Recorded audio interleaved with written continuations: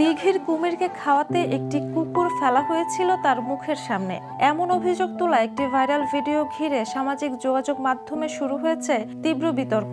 অনেকেই দাবি করেছেন ইচ্ছাকৃতভাবে কুকুরকে কুমিরের খাবার হিসেবে ফেলা হয়েছিল। তবে সরেজমিন অনুসন্ধানে মিলেছে ভিন্ন চিত্র, যা পুরো ঘটনাকেই অন্যভাবে তুলে ধরে।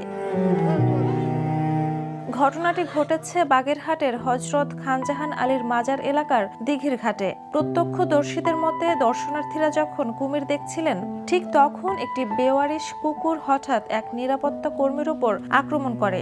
আত্মরক্ষার চেষ্টা করতে গিয়ে তিনি পা ঝাড়া দিলে কুকুরটি পানিতে পড়ে যায়। সঙ্গে সঙ্গে দিঘির কুমির সেটিকে টেনে নিচে নিয়ে যায়। ঘটনাটি ছিল সম্পূর্ণ অনাকাঙ্ক্ষিত। স্থানীয়রা বলেছেন, কুকুরটিকে ইচ্ছাকৃতভাবে কুমিরের সামনে ফেলা হয়নি, বরং দুর্ঘটনাবশত এমন পরিস্থিতি তৈরি হয়েছে। পরে কুকুরটির দেহ ভেসে উঠলে সেটি উদ্ধার করে মাটি চাপা দেওয়া হয়। মাজার কর্তৃপক্ষ ও প্রশাসনের ভাষ্য, সামাজিক যোগাযোগ মাধ্যমে ঘটনাটি ভুলভাবে উপস্থাপন করা হয়েছে। ইতিমধ্যে তদন্ত কমিটি গঠন করা হয়েছে, যার মাধ্যমে প্রকৃত ঘটনা স্পষ্ট হবে বলে আশা করা হচ্ছে। Desk report, the news.